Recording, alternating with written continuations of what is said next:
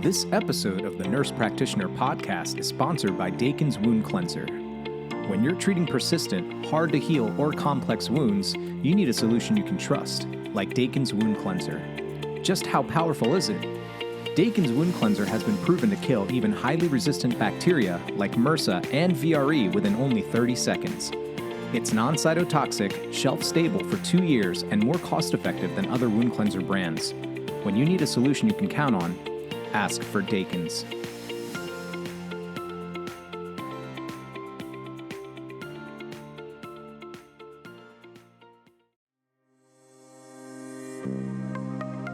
In this episode of the Nurse Practitioner Podcast, Dr. Julia Rogers discusses having a voice in the payment system based on RVUs for CPT codes. Thanks again for joining us, Julia. Thank you for having me. What is the importance of nurse practitioners having a voice in deciding relative value units, or RVUs, assigned to the current procedural terminology, or CPT codes? It is so important for nurse practitioners to take an active role in ensuring the services that they provide are not only documented accurately, but captured on encounter claims to maximize reimbursement. Nurse practitioners are valued members of a healthcare team, and over the past 20 years, there has been exponential growth in the numbers of nurse practitioners, with over 355,000 in the United States in 2022. An understanding of the reimbursement system is key for survival in today's healthcare environment, as erroneous coding may result in a substantial loss of revenue or imposition of monetary penalties. Nurse practitioners already contend with disproportionately lower reimbursement. For example, Medicare, Medicaid, and even some third-party payers reimburse nurse practitioner services at 85% of the physician rate for the same billable CPT code service. Interestingly, nurse practitioners and other APRNs are among the top providers performing and billing for many CPT code services reimbursed by Medicare. A factor that will ensure correct billing and coding is for nurse practitioners to become competent in the CPT system and the payment system based on RVUs. Thanks for sharing those eye-opening statistics. Can you demystify CPT and RVUs? Let me start with CPT. What many nurse practitioners do not know is that the CPT system was developed by the American Medical Association to provide a standard language and numerical coding as the process used to communicate services that are provided by qualified healthcare professionals to the Centers for Medicare and Medicaid Services, as well as to third-party payers for reimbursement. CPT codes are used by providers to describe tests, surgeries, evaluations, and other medical procedures that are performed by the healthcare providers. RVUs are a measurement of practice efficiency and patient complexity that is tied to each CPT code. An RVU has 3 components: provider's work, practice expense, and professional liability insurance expense. For example, a nurse practitioner's work RVUs include clinical skills and time needed to treat a patient during an encounter. Work RVUs account for nearly 51% of the total RVUs for a given service. Practice expense RVUs consist of the practice's overhead, such as expenses for the building space, equipment, office supplies, and clinical staff, such as the work of licensed practical nurses and registered nurses. This accounts for almost 45% of the total RVU.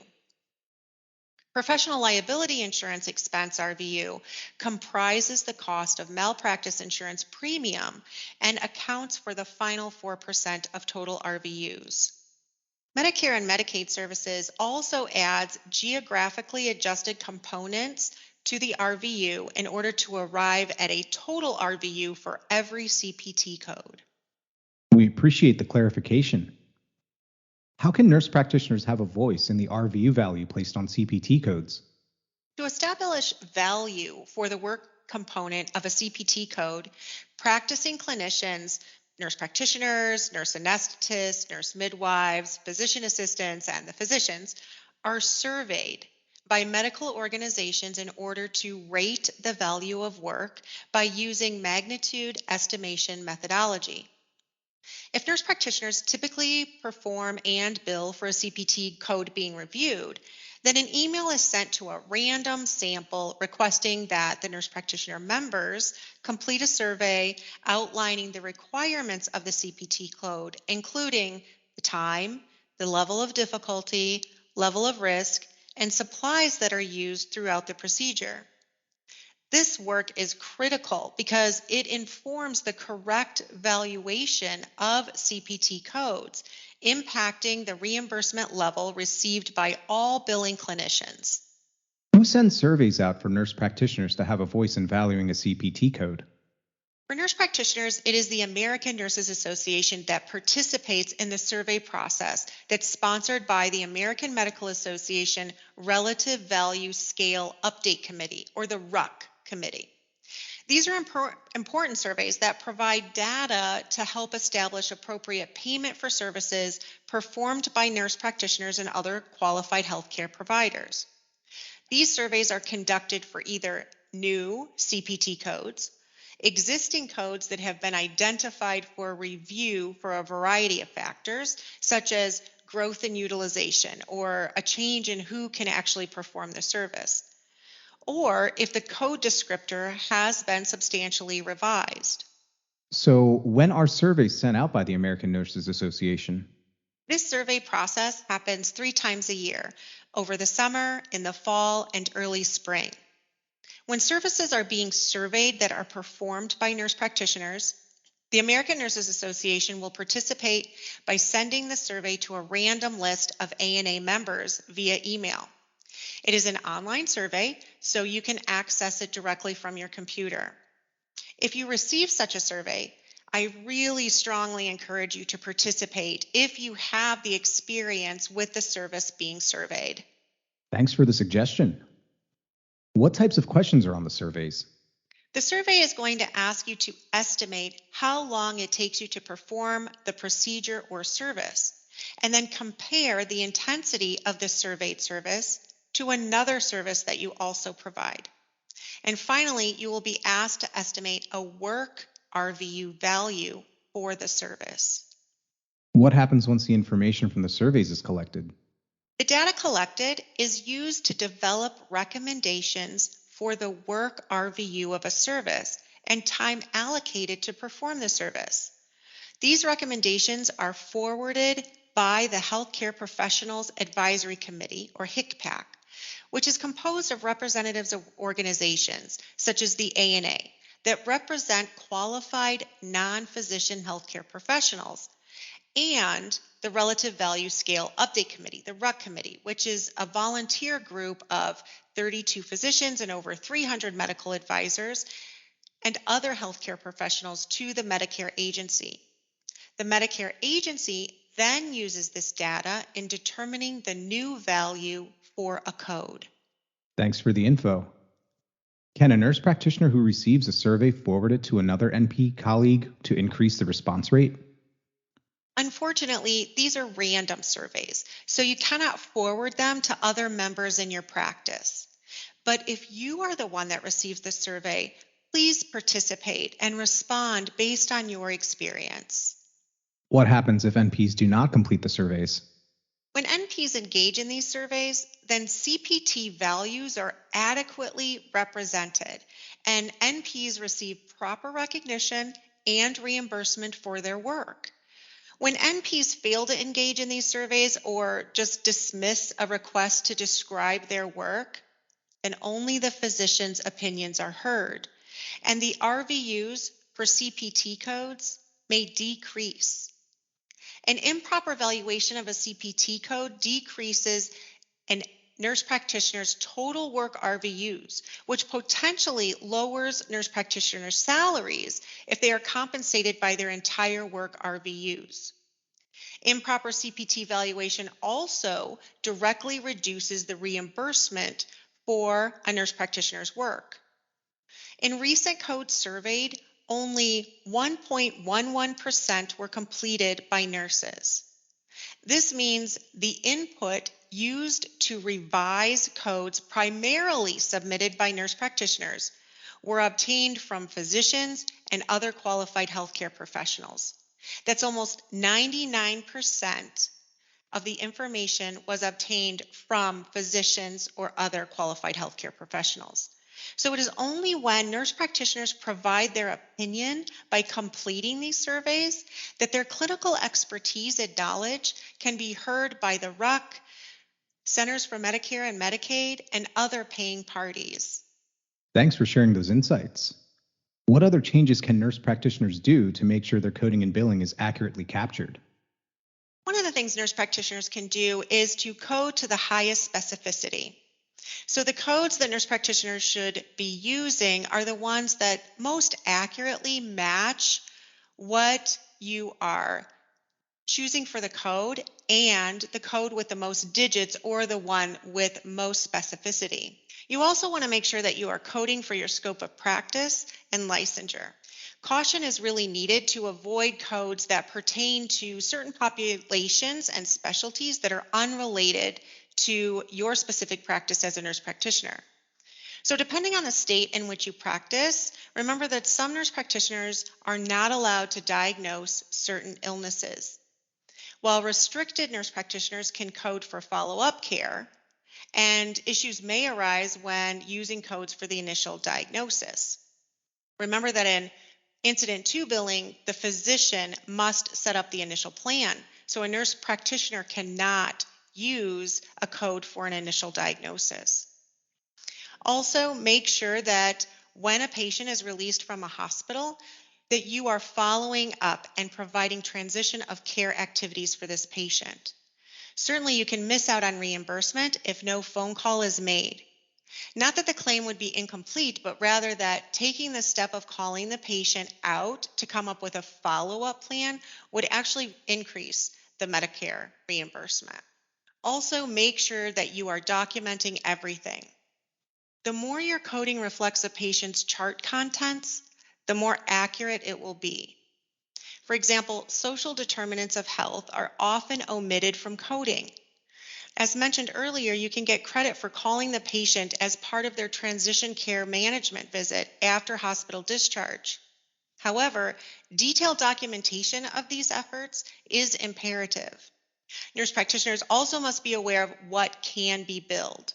So common CPT codes will fall under categories that are defined as the AMA as a Category 1 code, has descriptors that correspond to a procedure or a service. These codes range anywhere from 00100 to 99499, and they're generally ordered into subcategories based on procedure, service, type, and anatomy. Category 2 codes are alphanumeric tracking codes, and they are supplemental codes used for performance measurement. Using them is optional and not required for correct coding. Category 3 are temporary alphanumeric codes for new and developing technology or procedures and services. They are created more for data collection and assessment, and in some instances, payment of a new service and procedure that currently don't meet the criteria for a Category 1 code. Some of the more common CPT codes that nurse practitioners should be aware of are the codes for evaluation and management, transition care, chronic condition, and routine annual visits. The evaluation and management codes for new patients are 99202 all the way through 99205. For established patients, they're 99212 through 99215. There's also codes for new patient home visits and established patient home visits. For the transition of care, this is reaching out to the patient after discharge. Those codes are 99495 and 99496. There are also codes for adult wellness by age and also well child checks by age. There's Medicare preventative care, such as the welcome visit. That is a G code of G0402. The first annual well visit is a G0438, and subsequent annual visits are G0439. There are also numerous codes to chronic care management, as well as medication therapy management, education and training for self management, and of course, diabetes self management training and education. Thanks for that comprehensive list. Where can nurse practitioners find how many RVUs are assigned to each CPT code? There's a couple of websites that nurse practitioners can go to. First is the Federal Register Fee Schedule. This is put out every year, usually in November of the preceding year of when they're coming out. So for example, the Federal Registry Fee Schedule for Physician Services for 2023 came out in November of 2022. And that can be found at federalregister.gov. To find out the assigned RVU for each CPT code, or in order to determine annual dollar conversions, which change every year, you can go to cms.gov. How are RVUs assigned to each CPT code? As stated earlier, an RVU is made up of three components: the nurse practitioner's work, practice expense, and malpractice. Medicare payments are determined by RVUs and then multiplied by a monetary conversion factor and a geographic adjustment. Now, the monetary value changes annually. This year, it is $33.89. For example, removing a foreign body from an eye, which is CPT code 65205, is assigned 0.49 work RVUs. But performing a minor eye wound repair, which is CPT code 65270, is valued at 1.95 work RVUs, because the work required to repair the eye wound is roughly 4 times greater than the work that is involved with the foreign body removal. How are nurse practitioners reimbursed for services rendered if based on RVUs? When work RVUs are used for provider compensation models, where the intent really is to pay a provider based on the amount of work performed. This is blind actually to the payer mix or the amount of revenue generated. So compensation then is derived from total work RVUs and then multiplied by a dollar conversion factor set up by the facility. Do you have any final thoughts on coding and billing practices for nurse practitioners? I just want to reiterate the importance of understanding how to appropriately code for services using the CPT system and how to determine the RVUs associated with each code build. In addition, it is so important for nurse practitioners to fill out any surveys that they receive in order to assess the appropriate number of RVUs to assign a CPT code. As I stated earlier, nurse practitioners are many times the highest user of a CPT code, but are not reimbursed appropriately because of the lack of input received from surveys. Finally, nurse practitioners need to remember that documentation is paramount for coding and billing and receiving appropriate reimbursement. Thanks for joining us today, Julia. We really appreciate it. Thank you. For more great content from the nurse practitioner, be sure to visit us online at tnpj.com for the latest NCPD articles, columns, and much more. Please leave us a 5-star review on iTunes and Spotify, as it helps with the podcast's visibility and helps us to keep bringing you this great content. Also, don't forget to follow us on Facebook, Instagram, and LinkedIn at The Nurse Practitioner Journal, and on Twitter at TNPJ_journal. Thanks for listening. This podcast does not constitute medical advice and should not be taken as such, and does not replace professional judgment or advice. The ideas and viewpoints expressed on this podcast do not reflect the official position of the speakers, authors, affiliated organizations, the Nurse Practitioner Journal, or Wolters Kluwer. Please note that the hosts of the Nurse Practitioner podcast are not clinicians. However, we created the Nurse Practitioner podcast to bring you relevant clinical information by NPs for NPs. Thanks again for listening.